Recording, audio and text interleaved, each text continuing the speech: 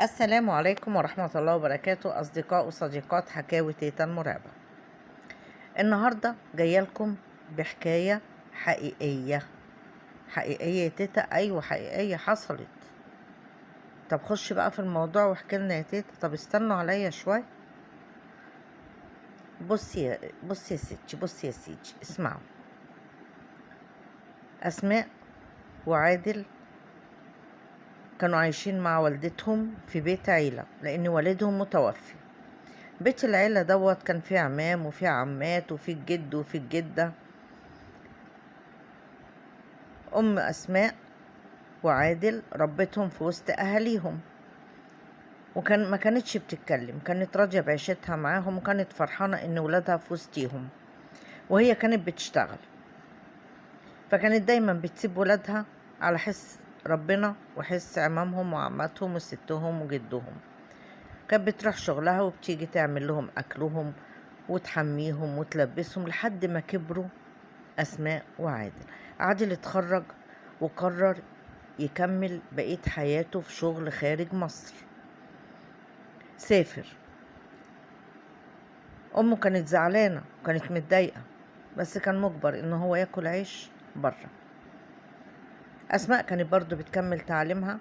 بعد كده عاجل بقى يبعت لأمه ويساعدها، وقال لها اقعدي من الشغل. قالت له لا، مش هينفع اقعد من الشغل يا عادل، عشان يا ابني أنا عايزة أجهز أختك وعايزة أكمل لها تعليمها. حصلت مشاكل بين أهل جوز أم عادل وأسماء، هي كانت بعيدة عن الحوار.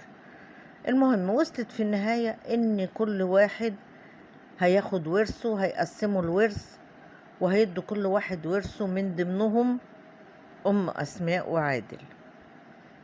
أسماء طبعا فرحت جدا وقالت لها يا ماما كده كويس، ما تيجي ناخد مكان بره.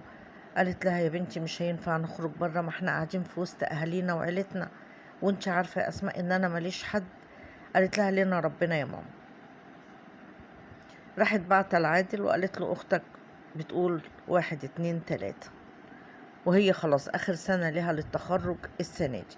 قال لها يا ريت احنا عايزين نقعد في مكان كويس وراقي، حتى أنا لو جولي زمايلي، لو جولي نسايبي، ولو أختي جالها عريس يدخلوا يلاقوا المكان كويس، غير بيوت العيلة بتبقى كلها هيصة ودوشة ودربكة ومش النظافة اللي هي يعني.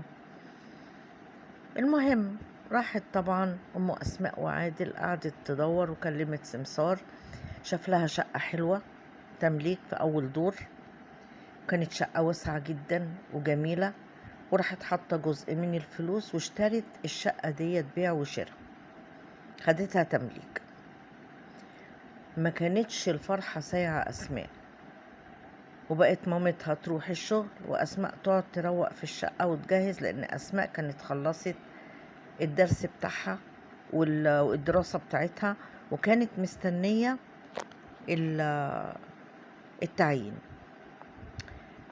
كل يوم تخرج مامة أسماء وأسماء تبقى في الشقة لوحديها، تسمع خبط في الأوض. الشقة كانت كبيرة، خيالات في المطبخ، فكانت دايما بتشتكي لأمها تقول لها وانتي بره بيحصل حاجات غريبة. تقول لها يا أسماء انتي طول عمرك بتخافي، مفيش داعي بقى للكلام ده، وانتي اللي اخترتي وقلتي نخرج بره. تقول لها حاضر يا ماما خلاص ماشي. أسماء تدخل تعمل أكل ولا حاجة، تدور على الحاجة اللي كانت ماسكاها ما تلاقيهاش، تلاقيها في مكان تاني. ابتدى النور يقطع كل يوم زي ما احنا عارفين لفترة معينة. كانت الفترة اللي بيقطع فيها النور بتكون دايما مامة أسماء في شغلها. تتصل أسماء بمامتها عشان تتونس معاها، يا ماما النور قطع. تقول لها ما تخافيش يا أسماء. طبعا هم لسه جداد وما يعرفوش حد في الشارع ولا يعرفوا حد من الجيران. وكانت دايما أسماء أما النور بيقطع تدخل على أوضتها وتقفل عليها باب الأوضة وتروح قاعدة واخدة الشمع بتاعها وتروح قاعدة.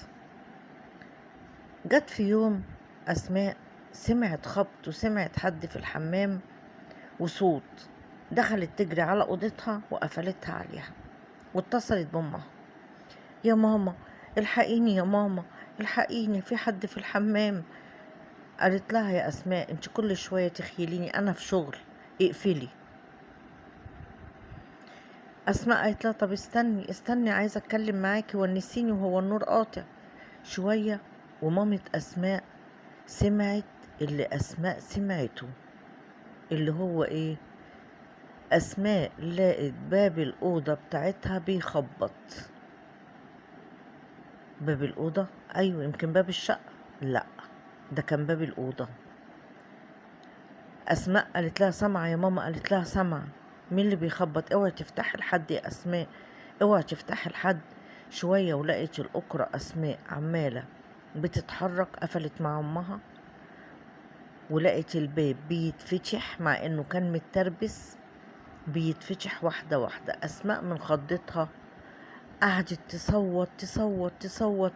طبعا بتوع الشارع كلهم طلعوا يجروا وراحوا مخبطين على باب الشقة. اطمنت أسماء إن في حد بره الشقة، عايزة تقوم تفتح الباب، خايفة، بقت قاعدة مقرفصة وخايفة في مكانها. عقبال ما مامتها جت تجري لقيت قدام الشقة الناس كلها ملمومة وعمالين بيخبطوا عايزين يكسروا الشقة. راحت فاتحة وراحت داخلة اطمنت على بنتها، لقيتها قاعدة مقرفصة. خرجت شكرت الناس ومشيتهم.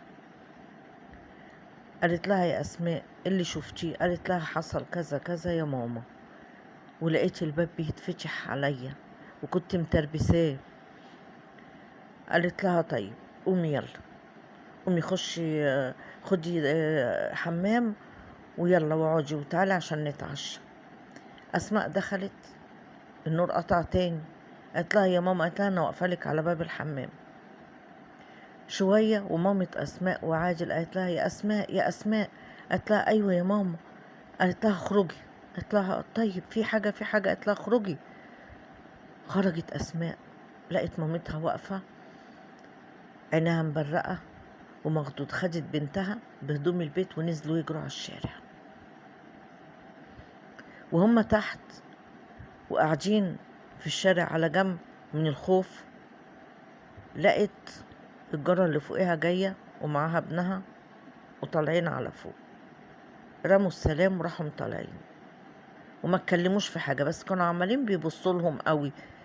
يعني جيران أسماء ومامتها كانوا عمالين بيبصوا لهم قوي، بس ما اتكلموش. طلعوا على فوق شوية ونزل ابنهم عشان خاطر يشتري حاجة من تحت.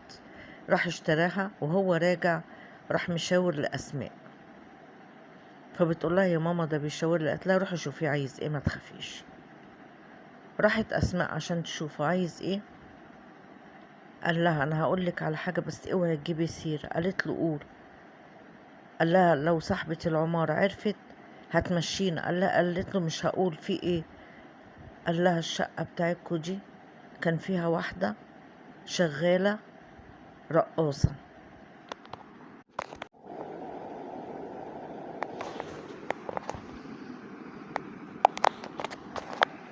قال لها ان كان في واحدة هنا شغالة رقاصة، وكان بيجولها ناس بالليل ودخلوا عليها في يوم دبحوها في قلب الحمام. أسماء اتخضت، خرجت تجري على مامتها.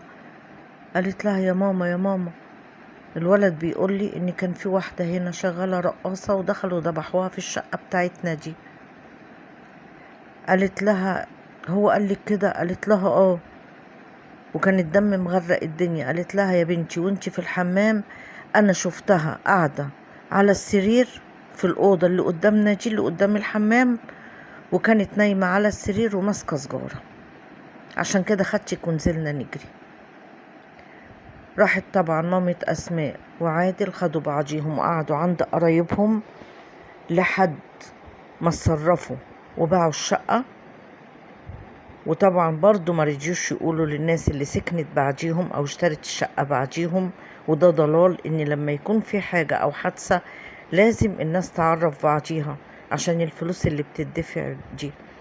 خدوا بعضيهم وراحوا شايفين مكان تاني وقعدوا فيه. بس الصدمة والخضة أثرت طبعا على أسماء وعلى مامتها، وقعدوا مضطربين نفسيا شوية كتير لحد ما استقرت الدنيا، وحمدوا ربنا ان هم سابوا الشقة ديت ومشيوا. ولحد هنا خلصت حكايتنا، ويا رب تكون عجبتكم. ما تنسوناش بشير ولايك واشتراك في القناة. السلام عليكم ورحمة الله وبركاته.